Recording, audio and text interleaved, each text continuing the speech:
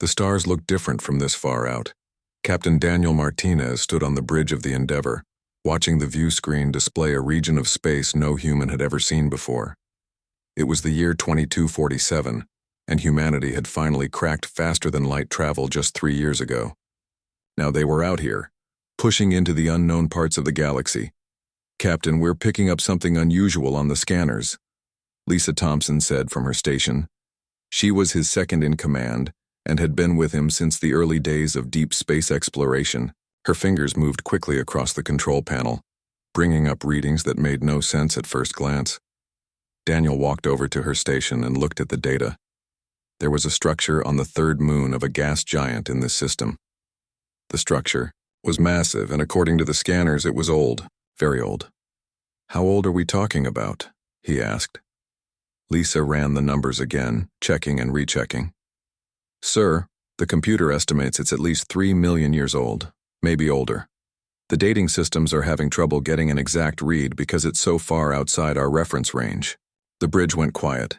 3 million years ago, humans were barely starting to walk upright on Earth. Whatever built this structure had been flying between stars when humanity's ancestors were still learning to use basic tools. "Get Kevin Brooks up here," Daniel ordered. "And have Amanda Garcia meet us in the shuttle bay. We're going down to take a look." 20 minutes later, a small team was suited up and ready. Kevin Brooks was their lead archaeologist, a man who had spent his whole career dreaming of finding alien ruins. Now he was practically bouncing with excitement despite the bulky spacesuit. Amanda Garcia, his assistant, was more cautious but equally curious. The shuttle ride down to the moon's surface was tense. The structure grew larger as they approached, rising from the barren rock like a monument to a forgotten age. It was made of a dark material that seemed to absorb light, and its architecture was unlike anything in human records. Strange angles and curves that shouldn't work together somehow created a perfect harmony.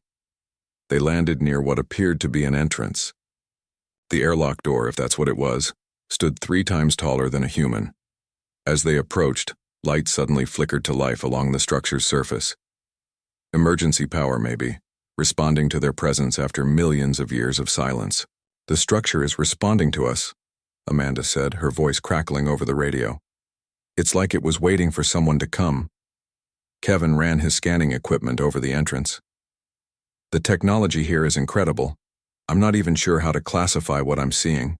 It's like they were working with physics we haven't discovered yet." Daniel made the call. "We go in, but we stay together. Any sign of danger, we pull back immediately." The entrance opened as they got close, a doorway appearing where there had been solid wall moments before. Inside, the structure was vast. Halls stretched in multiple directions, and the ceiling was so high it disappeared into darkness above them. More lights came on as they walked, illuminating their path. They walked for what felt like hours, going deeper into the structure. Finally, they reached a massive chamber. In the center stood something that looked like a control panel, but it was clearly designed for beings much larger than humans. Around the walls, dormant screens waited in the darkness. Kevin approached the control panel carefully. "I think this is some kind of archive. A library, maybe. Look at these symbols. They're repeated in patterns like a language."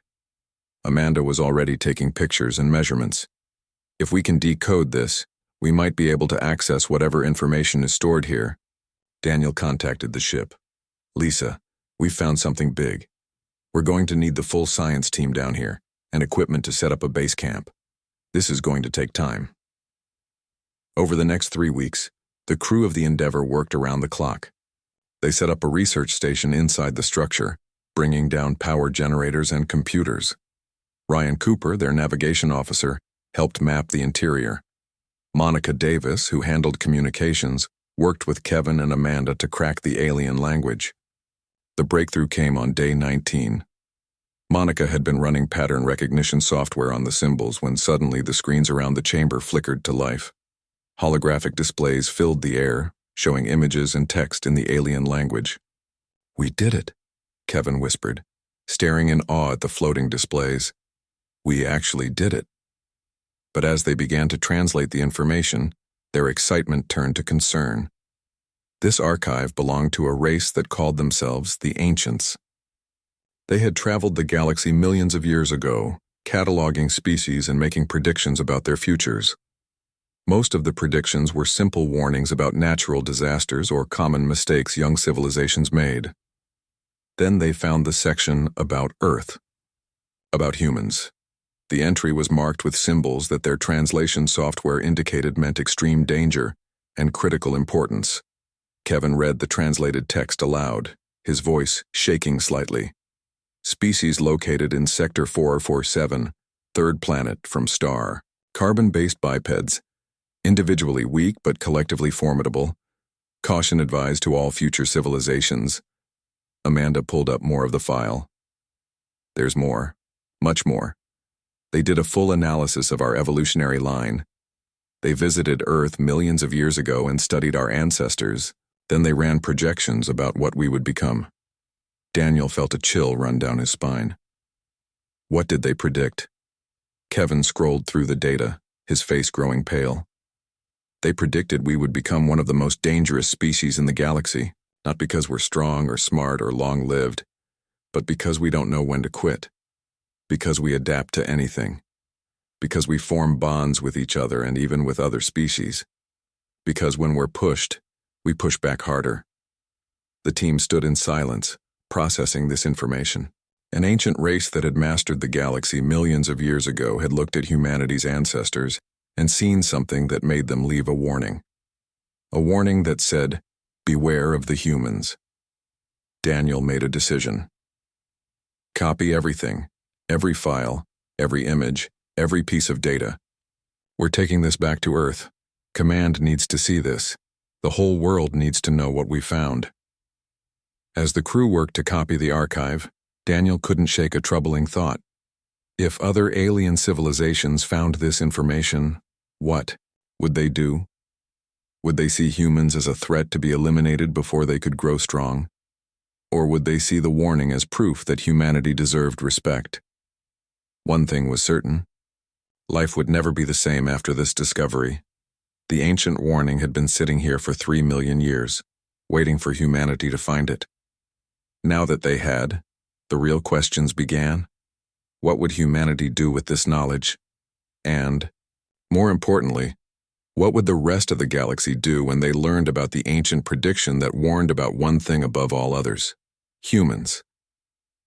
The journey back to Earth took 6 weeks. During that time, Kevin Brooks barely slept. He spent every waking hour in the ship's lab, working with Amanda Garcia to translate more of the ancient archive. What they discovered kept getting more detailed and more unsettling. Ryan Cooper brought them coffee one morning and looked at the screens covered in alien text. "You two need to rest. You've been at this for 3 days straight." Kevin rubbed his tired eyes. "We can't stop now. Every file we translate shows us more about what the ancients saw in humanity. Look at this section here." He pulled up a holographic display showing genetic analysis. The ancients didn't just observe our ancestors. They ran computer simulations spanning millions of years. They predicted how we would evolve, what traits would become dominant, even how our societies would develop. Amanda added more files to the display. They were incredibly accurate. They predicted we would develop complex language, form large cooperative groups, and eventually develop technology. But that's not what concerned them. Then what did? Ryan asked, leaning closer to read the translated text. "Our psychology," Kevin said quietly. "The ancients studied hundreds of species across the galaxy. They found that most intelligent life follows similar patterns. When faced with impossible obstacles, most species accept their limitations and find ways to work within them. Humans don't do that." Amanda pulled up another file, this one showing behavioral analysis. The ancients documented something they called persistence behavior. They found that humans, more than any other species they studied, refuse to accept that something cannot be done. When we hit a wall, we don't go around it. We break through it. When we face a problem with no solution, we invent a solution. Ryan sat down, trying to process this information. "Is that really so dangerous?" "By itself, maybe not," Kevin said. "But combine it with our other traits. We form incredibly strong emotional bonds, not just with family, but with complete strangers who share our goals. We pack bond with other species, too. The ancients noted that humans will adopt and care for creatures from completely different evolutionary lines. We keep pets," Ryan said. Lots of species probably do that. Not like we do, Amanda corrected. The ancients observed that humans will risk their lives to save animals that have no practical value. We form genuine emotional attachments to almost anything. They predicted this would extend to other alien species once we reach the stars. They called it a dangerous advantage. Monica Davis joined them in the lab, carrying more translation results. I've been working on the section about human conflict behavior. You need to see this. She displayed a long document that the ancients had compiled. It detailed human warfare throughout predicted history. The ancients had analyzed how humans fight, and their conclusions were stark. Most species fight for resources or territory, Monica explained. They use violence as a tool to achieve specific goals. Humans do that too, but we also fight for abstract concepts, ideas, beliefs. We'll die for principles that have no material value. The ancients found this completely alien. Kevin nodded. There's more. They noted that humans are one of the few species that can coordinate large-scale violence while simultaneously maintaining compassion. We can be brutal to enemies while being gentle to allies. We can switch between these modes rapidly based on circumstance. The ship's intercom crackled to life. All senior staff to the bridge. Captain wants everyone present for the final approach to Earth. Daniel Martinez stood at the bridge's center, watching Earth grow larger on the view screen. Lisa Thompson was at his side, reviewing the reports from the science team. The weight of what they carried pressed down on everyone present. We're about to change everything, Daniel said quietly. Once we share this information, there's no going back. Lisa looked at him with concern. Have you decided what to recommend to command? I've thought about nothing else for 6 weeks, Daniel admitted. If we keep this secret, we're no better than the people who burned libraries in ancient times. This is knowledge about who we are and where we come from. Humanity deserves to know. But if other alien civilizations learn about this warning? Lisa asked. What if they see us as a threat? Then we deal with it honestly, Daniel said firmly. We can't build our future on hiding who we are. Besides, the ancients made these predictions 3 million years ago. We have the chance to prove them wrong, or prove them right in ways that benefit everyone. The Endeavour entered Earth's orbit and was immediately surrounded by military escort ships. The discovery had been reported ahead of their arrival, and Earth's government was taking no chances.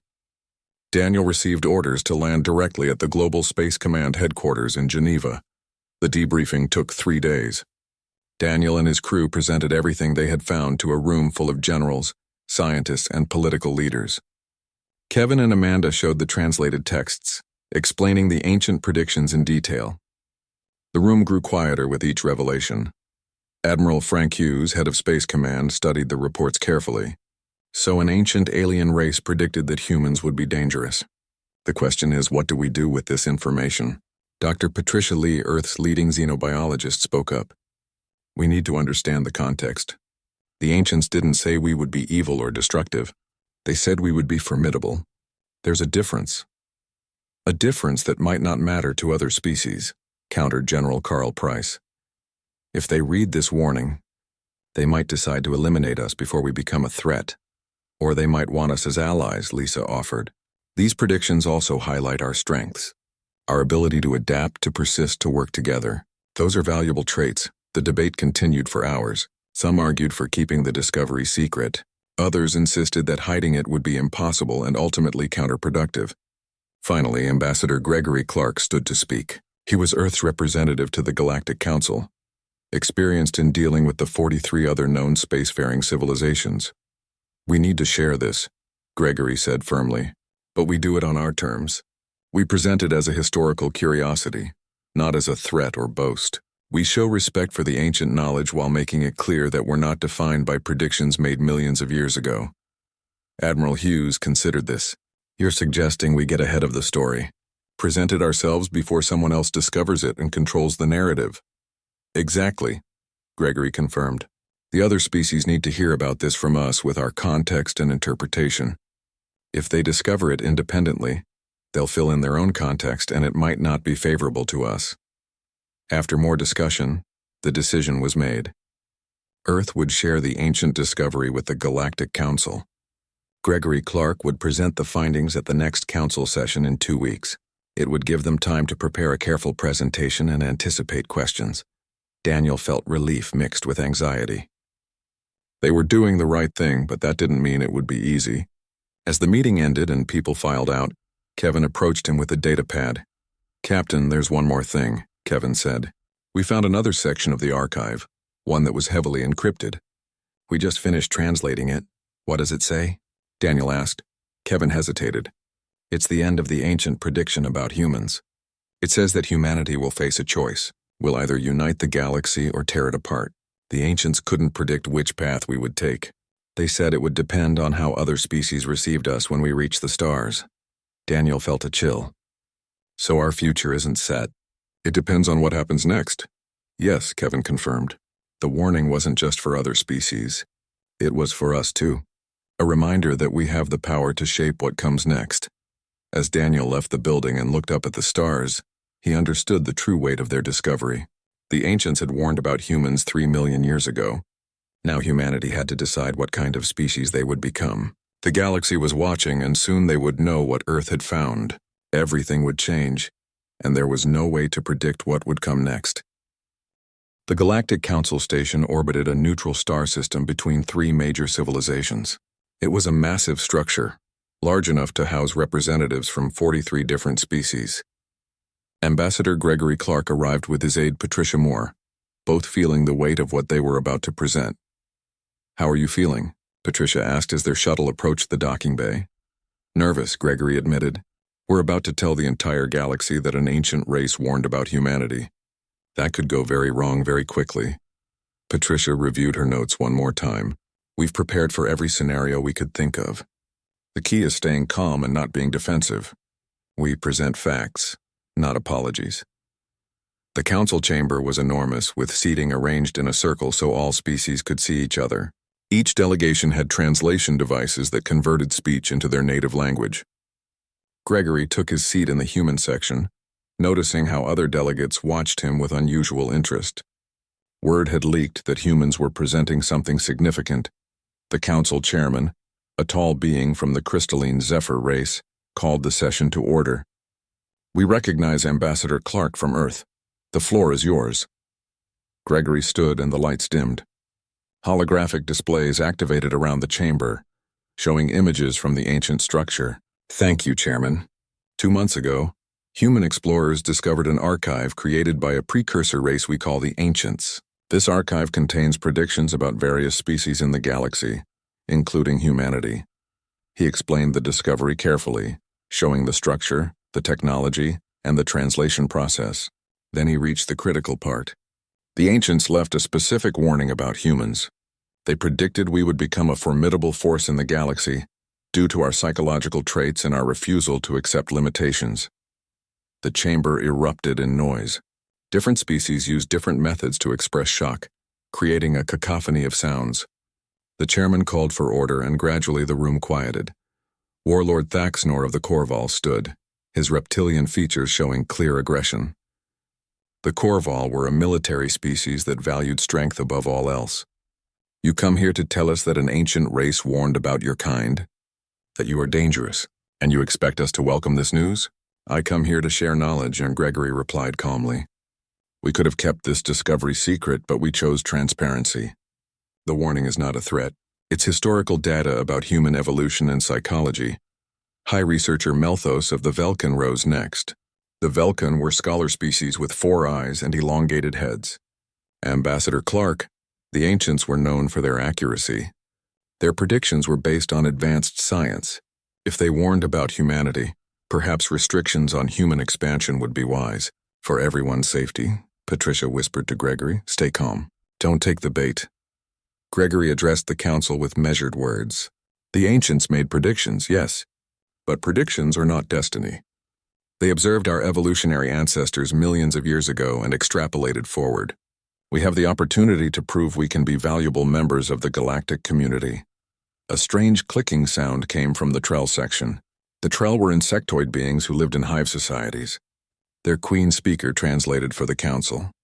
"We find this data fascinating. The ancient prediction notes human individuality combined with cooperation. This is rare. Most species lean heavily toward one or the other. Humans balance both. This is not necessarily dangerous. It is unique." "Unique or dangerous, it concerns us," said another delegate. The warning specifically mentions human refusal to accept limitations. This could mean humans will not respect boundaries set by this council. Commander Stephen Phillips, the military advisor accompanying Gregory, spoke up. If I may address the council, the trait you're describing means humans don't give up easily. When faced with challenges, we find solutions. Is that really something to fear? Or is it something that makes us valuable allies? The debate continued for hours. Some species argued for immediate restrictions on human space travel.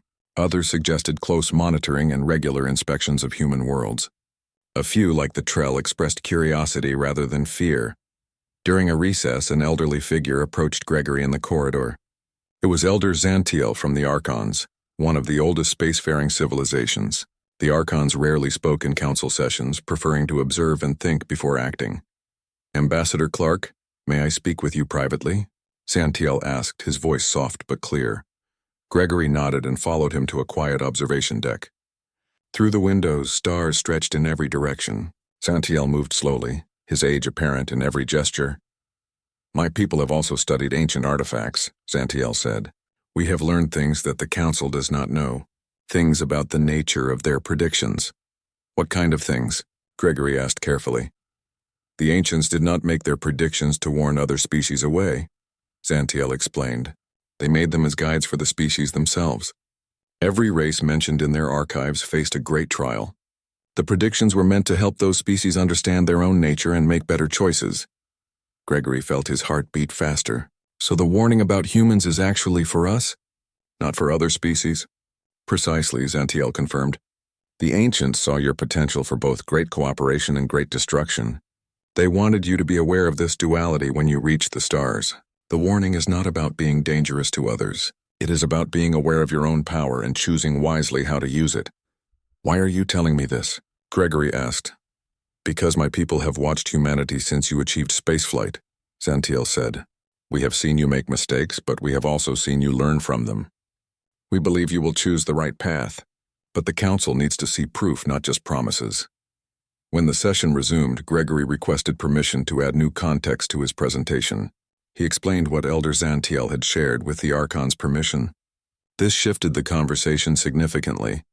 If the ancient warning was meant for humans themselves, then we have interfered by reading it first, said a delegate from the aquatic Nereus species. Perhaps we should allow humanity to chart their own course and observe their choices. But not everyone was convinced. Thaxnor stood again, his voice angry. Words are easy. How do we know humans will not become the threat the ancients predicted? We need guarantees, not philosophical discussions. Patricia passed Gregory a note.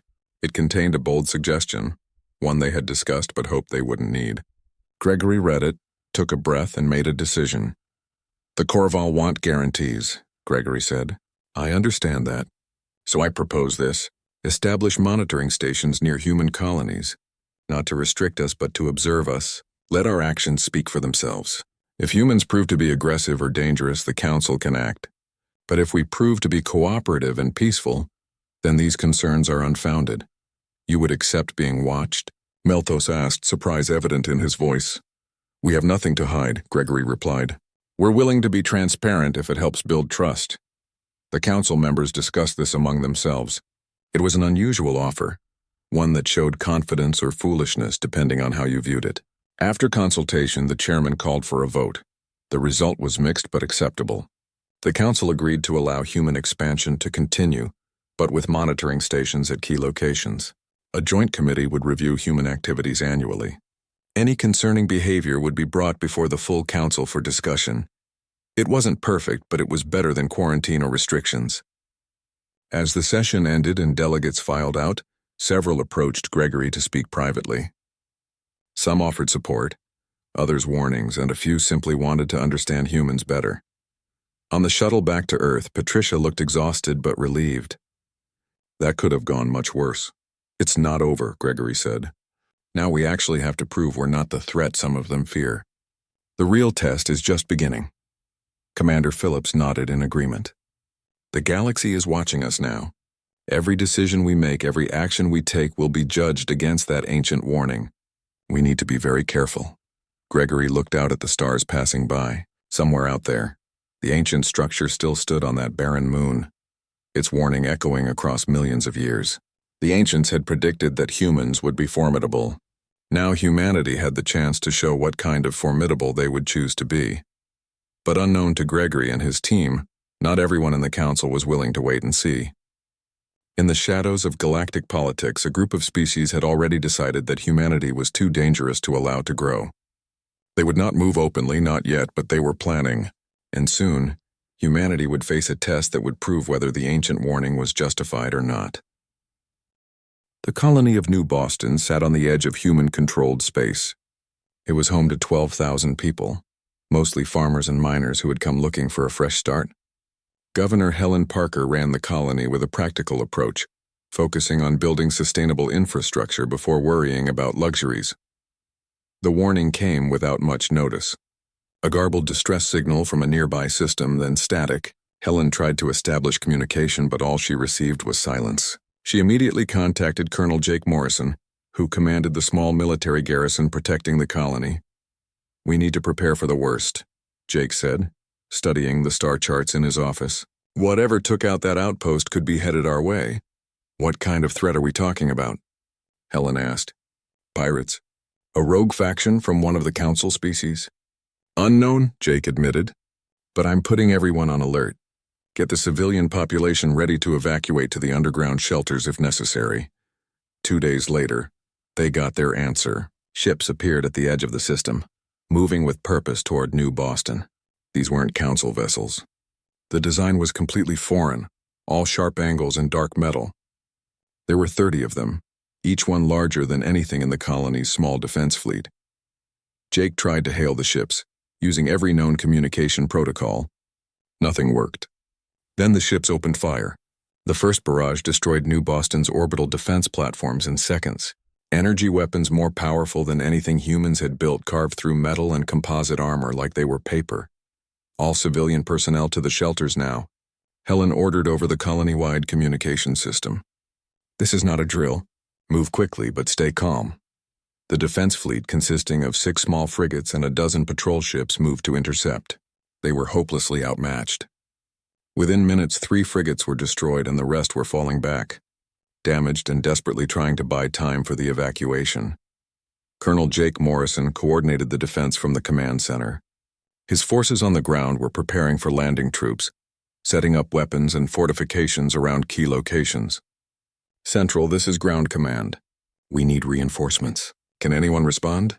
The answer came faster than expected. Captain Daniel Martinez and the Endeavour dropped out of hyperspace at the edge of the system, along with 3 council warships. They had been on patrol nearby when they received New Boston's distress call. "This is Captain Martinez to New Boston Command. We're here to help." "What's the situation?" Jake quickly briefed him on what they faced. Daniel's expression grew grim as he studied the enemy ships. "Those aren't any design I recognize. Computer, analyze those vessels." Lisa Thompson worked her console rapidly. "Captain, I'm getting nothing in our database. But look at these energy signatures. This technology is far more advanced than anything the Council uses. These ships are operating at efficiency levels we thought were impossible." "They're machines," said Ryan Cooper from the navigation station. "Look at their movement patterns. Too precise, too coordinated. There's no biological variation in their responses." As if responding to being observed, the enemy fleet changed tactics. Half of them broke off to engage the newly arrived ships while the rest continued bombarding the colony. The battle that followed was brutal and one-sided. The enemy weapons could fire from longer ranges with greater accuracy. Their shields absorbed hits that should have crippled them. Commander Stephen Phillips was on one of the council ships, a Corval cruiser commanded by Thaxnor himself. "These machines are tearing us apart," Thaxnor growled over the communication channel. "We must retreat and regroup." "Negative," Daniel replied. "There are 12,000 civilians down there. We hold the line." "You'll die for nothing," Thaxnor argued. "These enemies are too strong." "Then we die buying time for those people to escape," Daniel said firmly. "That's not nothing." On the surface, the enemy began landing troops. They were robots, humanoid in shape but clearly mechanical. They moved through the colony with ruthless efficiency, ignoring civilian targets and focusing on military installations and infrastructure. It was clear they wanted to capture the colony intact, not destroy it. Colonel Jake Morrison led the ground defense personally. His troops fought from prepared positions using every advantage they could find. The enemy robots were tough, their armor resistant to most weapons. But they could be stopped, and the human defenders were determined. Lieutenant Chris Bell was a fighter pilot whose ship had been damaged in the initial assault. Now he was on the ground leading a squad of Marines. These things don't react to pain or fear. Aim for the joints and the optical sensors. Take away their mobility and vision. His squad adapted quickly, targeting weak points instead of wasting ammunition on heavy armor. They lost people, but they also stopped several enemy advances. Other units learned from their example and adjusted their tactics. Up in orbit, the space battle was going poorly. The Endeavour had taken heavy damage, and 2 of the Council ships were crippled. Daniel knew they couldn't win this fight with conventional tactics. They needed something unexpected. "Lisa, I need you to analyze their attack patterns," Daniel ordered. "There has to be a weakness. They're machines, which means they're following programming." Lisa worked frantically while the ship shook from enemy fire. "They're incredibly efficient, but you're right. They react to threats based on calculated danger levels. They prioritize targets mathematically. So if we give them a target they calculate as low danger, they'll ignore it in favor of higher priority threats." "In theory, yes," Lisa confirmed. Daniel made a quick decision. "All ships, this is Martinez. I have a plan, but it requires perfect timing and trust. Are you willing to follow my lead?" There was a pause. Then Thaxnor responded. "Explain your plan, human." "We make ourselves look defeated," Daniel said. "Pull back, show damage, act like we're running away. They'll calculate we're no longer a priority threat and focus on the ground assault. Then we hit them from an unexpected angle while their attention is divided." "That could work," said the captain of the Velkin science vessel. "Or we could all die." "Better than dying without trying," Daniel replied. The Allied ships began a coordinated retreat, broadcasting false damage reports and powering down weapon systems. The enemy fleet responded exactly as predicted, reducing their attack intensity and refocusing on the planetary assault. They were efficient, not creative. On the ground, things were getting desperate. The robots had pushed deep into the colony despite heavy resistance. Jake Morrison was wounded but still fighting, organizing fallback positions and ensuring civilians stayed protected. Lieutenant Samantha Hughes, another pilot grounded by the battle, was leading a team that destroyed a robot command unit. "They're coordinating through some kind of network," Samantha reported. "If we can disrupt it, we might be able to confuse them." Engineer Paul Henderson, who had been working on the colony's communication systems, heard this over the radio. "I might be able to help with that. Give me 10 minutes and some cover."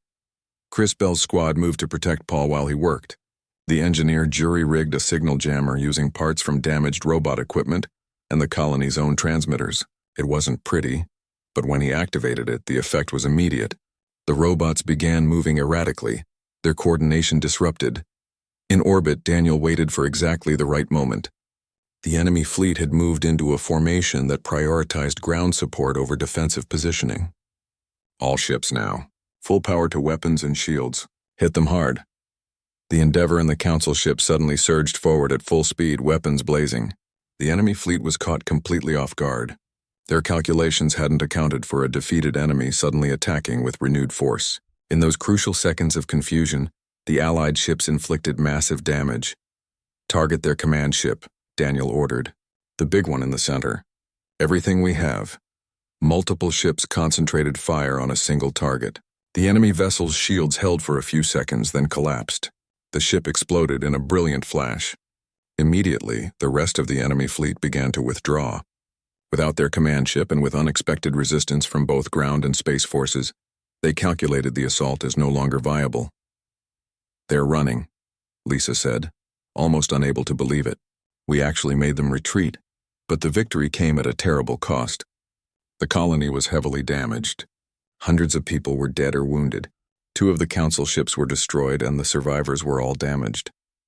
The Endeavour's hull was breached in 3 places and half their systems were offline. On the ground, Jake Morrison leaned against a wall, breathing heavily from his wounds.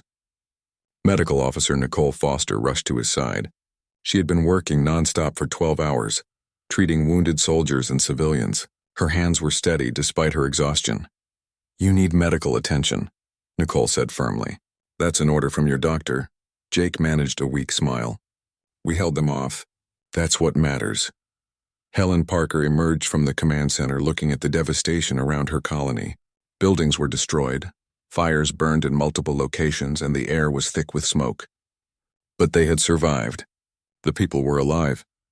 Captain Martinez brought the Endeavour into a damaged orbit, and the weeks following the Battle of New Boston brought significant changes across the galaxy. Ambassador Gregory Clark returned to the Galactic Council station to find a very different atmosphere. Species that had questioned humanity's presence now approached him with respect and interest. Warlord Thaxnor was the first to make his position clear. The Corval leader, who had argued for restrictions on humans just months ago, now stood before the Council with a different message. I witnessed human courage firsthand at New Boston. They fought when others would have fled. They adapted when others would have fallen. The Corval propose a military alliance with humanity. This declaration shocked many delegates. The Corval rarely allied with anyone, preferring to maintain their independence. But Thaxnor was not finished. The ancient warning about humans was accurate. They are formidable. But formidable allies are exactly what we need against threats like the Sharim. High Researcher Melthos of the Velkan stood next. The Velkan have also reconsidered our position. We propose a scientific exchange program with Earth. Human innovative thinking combined with our accumulated knowledge could benefit both our peoples. Representative Tony Garcia, who had joined Gregory's diplomatic team, leaned over and whispered, "This is incredible. We went from being suspected threats to valuable partners in just a few weeks." "Don't get comfortable," Gregory whispered back. "This goodwill is based on one battle. We need to maintain it through consistent actions." Susan Clark, another diplomat on the team, was already taking notes on the proposals being offered. She had spent years working on Earth's diplomatic protocols and knew how to navigate complex negotiations. "We should accept these offers carefully. Make sure we're not overcommitting or creating dependencies." The council session continued with multiple species expressing interest in closer relationships with humanity. Trade agreements, cultural exchanges, scientific partnerships, and military cooperation were all discussed. The monitoring stations that had been established after the ancient warning revelation were quietly being reconsidered. Several species suggested they were no longer necessary, but not everyone was celebrating. In a private meeting room away from the main council chamber, a small group of delegates gathered in secret. These were the species that still feared humanity's rise. They had watched the Battle of New Boston with growing concern, not relief. "The humans proved exactly what the ancient warning predicted," said one delegate, his features hidden in shadow. "They are dangerous. That battle should have been a defeat, but they turned it into a victory through unconventional tactics and refusal to accept limitations." "We cannot act openly," said another. "The council mood has shifted too far in favor of the humans. But we can work behind the scenes. Slow their expansion, undermine their alliances, prepare for the day when they must be dealt with." This conspiracy would remain hidden for now, but its existence was a reminder that not all threats to humanity would come from outside forces like the Sharim. Back on Earth, Captain Daniel Martinez was recovering from his injuries sustained during the battle. He sat in a hospital room, reviewing reports from the reconstruction efforts at New Boston. Lisa Thompson visited him, bringing updates from the Endeavour's repair progress. "The ship will be back in service in 3 months, Lisa said. "They're not just fixing the damage. They're upgrading our systems based on what we learned fighting the Sharim. Several council species have offered their technology to help." "That's good news," Daniel said. "How's the crew?" "Recovering. We lost 14 people in that fight. Another 23 were seriously wounded. But morale is high. They know what they accomplished." Lisa paused, then added, "Command wants to promote you to Admiral. They're creating a joint task force to defend against the Sharim, and they want you to lead it." Daniel absorbed this information quietly. An admiral position meant more responsibility, larger-scale decisions, and the weight of countless lives depending on his judgment. "What about you? Will you be part of this task force?" "They're giving me my own ship," Lisa said with a proud smile. "The new cruiser Destiny. I'll be under your command in the task force." "You've earned it," Daniel said genuinely. "You saved us more times than I can count at New Boston." Meanwhile, in the ruins of New Boston, reconstruction was proceeding faster than expected. Ships from multiple species had arrived with supplies, equipment, and personnel to help rebuild. Colonel Jake Morrison, recovered from his wounds, watched construction crews from 5 different species working together on the same building projects. "Never thought I'd see the day," he said to Helen Parker, who stood beside him observing the progress. "The ancient warning brought us suspicion," Helen reflected, "but proving ourselves in battle brought us respect. Now we need to figure out how to keep it." "By being who we are," Jake said. "Not trying to be what others expect, but staying true to our values. The ancients predicted we'd be formidable. They were right. But being formidable doesn't mean being aggressive. It means being capable and choosing to use that capability wisely." On the moon, where the ancient structure still stood, Kevin Brooks and Amanda Garcia had returned with a larger research team. The discovery that had changed everything deserved continued study. They were finding new sections of the archive, including information about other species and other predictions. "Look at this," Amanda said, pulling up a holographic file. The ancients made predictions about 40 different species. Most of them were accurate about technological development, but missed the mark on social evolution. Species are harder to predict than technology. Kevin studied the file carefully, but their prediction about humans was remarkably accurate. They got our psychology right, our tendency to persist, our social bonding, everything. Why were they so much more accurate about us? Maybe because they studied our evolutionary ancestors directly, Amanda suggested. They had more data on us than on species they only observed from a distance. Or maybe, Kevin said slowly, they saw something in humanity that reminded them of themselves. "Look at what we know about the ancients. They were explorers, scientists, builders. They left knowledge for future species to find. They cared about the future of the galaxy even knowing they wouldn't be part of it." Sound familiar? Amanda considered this. "You're saying the ancients saw humanity as potential successors to their legacy?" "It's possible," Kevin said. "The warning wasn't just about danger. It was about significance. They wanted the galaxy to pay attention to humanity because they believed we mattered. This interpretation would later be shared with Earth's government and the Galactic Council. It added another layer of meaning to the ancient prediction. Humans weren't just dangerous. They were important to the galaxy's future in ways that were still unfolding. 6 months after the Battle of New Boston, Admiral Daniel Martinez took command of the Joint Defense Task Force. His flagship was the Valiant, a new heavy cruiser built with combined human and alien technology. The crew was mixed species, with humans working alongside Corval, Velkin, Trell, and others.